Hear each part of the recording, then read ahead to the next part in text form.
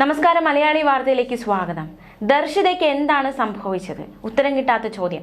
ഹുൻസൂർ സാലിഗ്രാമിലെ ലോഡ്ജിൽ കൊല്ലപ്പെട്ട ദർശിത മരിക്കുന്നതിന് തൊട്ടു മുൻപ് ഹുൻസർ ബിലിക്കരയിലെ തന്റെ അയൽവാസിയും സുഹൃത്തുമായ ശ്രുതിയുമായി ഫോണിൽ സംസാരിച്ചു. പോലീസ് നിർണായകമായ കണ്ടെത്തൽ നടത്തിയിരിക്കുകയാണ്. ശ്രുതിയുമായി എന്താണ് സംസാരിച്ചത്, എന്താണ് അവസാനമായി പറഞ്ഞത്? ഒരുപാട് ചോദ്യങ്ങൾ ബാക്കിയാവുകയാണ്. മാത്രമല്ല, ഈ ശ്രുതിയുടെ ഭർത്താവ് ശേഖറിന്റെ ഫോണിലേക്കായിരുന്നു ദർശിത അവസാനമായി വിളിച്ചത്. സംസാരിച്ചത് ശ്രുതിയോടാണ്. ദർശിതയുടെ മകളെക്കുറിച്ച് അന്വേഷിക്കാനാണ് വിളിച്ചതെന്നാണ് ശേഖർ പോലീസിനോട് പറഞ്ഞത്. ദർശിതയുടെ ഫോൺ ഇപ്പോൾ കർണാടക പോലീസിന്റെ കസ്റ്റഡിയിലാണ്. ദർശിത ബിലിക്കരയിലെ വീട്ടിലേക്ക് പോകുന്നതിനിടയിൽ വിരാജ്പേട്ടയിൽ വെച്ച് തനിക്ക് 2 ലക്ഷം രൂപ തന്നുവെന്നും വസ്ത്രങ്ങളും മുക്കുപണ്ടങ്ങളും അടങ്ങിയ ബാഗ് ഏൽപ്പിച്ചതായും പ്രതി സിദ്ധരാജു സാലിഗ്രാം പോലീസിന് മൊഴി നൽകി. 2 ലക്ഷം രൂപ കടബാധ്യത തീർക്കാനും ബൈക്കിന്റെ ലോൺ അടയ്ക്കാനും ഇത് ഉപയോഗിച്ചു എന്നാണ് ഇയാൾ പറഞ്ഞത്. ബാഗ് ഇയാളുടെ വീട്ടിൽ നിന്ന് പോലീസ് കണ്ടെത്തുകയും ചെയ്തു. ബാഗ് സിദ്ധരാജുവിനെ ഏൽപ്പിച്ചതിൽ ദുരൂഹതയുണ്ടെന്നും വസ്ത്രങ്ങളും മുക്കുപണ്ടവും മാത്രമെങ്കിൽ വീട്ടിലേക്ക് കൊണ്ടുപോകാതെ ഇയാളെ ഏൽപ്പിക്കില്ലെന്നും പോലീസിന്റെ നിഗമനം അത്തരത്തിലാണ്. ബാഗിൽ ഉണ്ടായിരുന്ന മുക്കുപണ്ടവും അത് സൂക്ഷിച്ച ബോക്സും ദർശിതയുടേതാണെന്ന് കല്യാട്ട ബന്ധുക്കൾ സ്ഥിരീകരിക്കുകയും ചെയ്തു. ദർശിതയുടെ ഭർത്താവ് കല്യാട് ചുങ്കസ്ഥാനത്തെ സുഭാഷിന്റെ വീട്ടിൽ നിന്ന് 30 പവനും 4 ലക്ഷം രൂപയും നഷ്ടപ്പെട്ട സംഭവത്തിൽ കൂടുതൽ അന്വേഷണത്തിനായി അന്വേഷണ സംഘം വീണ്ടും കർണാടകയിലേക്ക് എത്തിയിട്ടുണ്ട്. ദർശിത സിദ്ധരാജുവിന് നൽകിയെന്ന് പറയുന്ന 2 ലക്ഷം രൂപ കല്യാട്ട വീട്ടിൽ നിന്ന് കൊണ്ടുപോയതാണോ എന്ന കാര്യത്തിലും ഇതുവരെയും ഒരു വ്യക്തത വന്നിട്ടില്ല. ആ കാര്യത്തിലും ഒരു സ്ഥിരീകരണം വരേണ്ടതായിട്ടുണ്ട്. അന്വേഷണം പുരോഗമിക്കുകയാണ്. ഒരു ഉത്തരത്തിലേക്ക് വേഗത്തിൽ തന്നെ എത്താൻ സാധിക്കും എന്ന് തന്നെയാണ് കരുതുന്നത്. വായിൽ സ്ഫോടക വസ്തു തിരികെ പൊട്ടിച്ച് അതിക്രൂരമായിട്ടാണ് ദർശിതയെ കൊലപ്പെടുത്തിയിരിക്കുന്നത്. കോറികളിൽ ഉപയോഗിക്കുന്ന ഇലക്ട്രിക് ഡിറ്റനേറ്റർ ആണ് ഈ ദർശിതയെ കൊലപ്പെടുത്താനായി ഉപയോഗിച്ചത്. കർണാടക സാലിഗ്രാമത്തിലെ ലോഡ്ജിലാണ് ദർശിതയെ കൊല്ലപ്പെട്ട നിലയിൽ കണ്ടെത്തിയത്. ദർശിതയുടെ സുഹൃത്ത് സിദ്ധരാജു കർണാടക പോലീസിന് പിടിയിലായി അയാൾ അറസ്റ്റ് ചെയ്തിരുന്നു. ദർശിതയുടെ ഭർത്താവിന്റെ വീട്ടിൽ നിന്ന് 30 പവൻ സ്വർണവും 4 ലക്ഷം രൂപയുമാണ് കാണാതായത്. സ്വർണവും പണവും നഷ്ടപ്പെട്ട ദിവസമാണ് ദർശിത വീട് പൂട്ടി കർണാടകയിലേക്ക് പോയത്. സ്വർണവും പണവും കവർന്നതിന് പിന്നിൽ ദർശിതയും സുഹൃത്തും എന്നാണ് പോലീസിന്റെ സംശയം. എന്നാൽ അതിലൊരു വ്യക്തത വരേണ്ടതായിട്ടുണ്ട്, ഒരു സ്ഥിരീകരണം വരേണ്ടതായിട്ടുണ്ട്. പക്ഷേ എന്താണ് സംഭവിച്ചതെന്ന് പറയാൻ ദർശിത ഇപ്പോൾ ഇല്ല.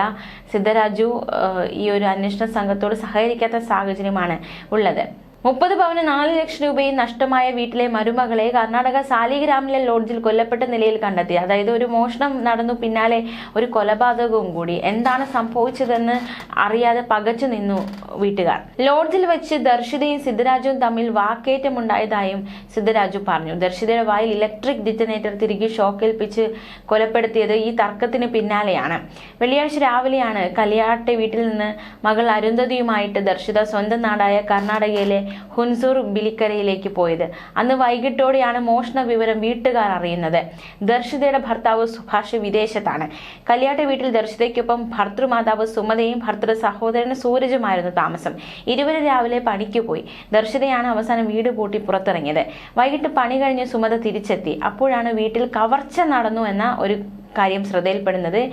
ദർശിതയുടെ ഭർത്താവ് വിദേശത്തായതുകൊണ്ട് തന്നെ കല്യാട്ട വീട്ടിൽ ദർശിതയ്ക്കൊപ്പം ഭർത്തൃമാതാവ് സുമതയും ഭർത്തൃ സഹോദരനുമായിരുന്നു ഉണ്ടായിരുന്നത്.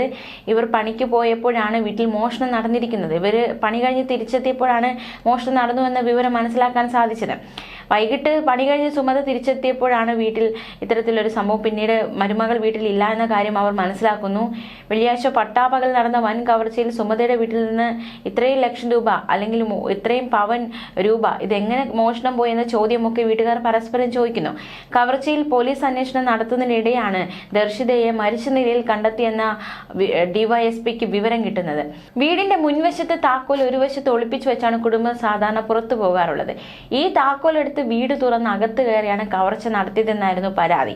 മോഷണത്തിന്റെ അന്വേഷണത്തിൽ ദർശിതയോട് വിവരങ്ങൾ അന്വേഷിക്കാൻ പോലീസ് ബന്ധപ്പെട്ടപ്പോൾ ദർശിത വരാമെന്ന് പറഞ്ഞു.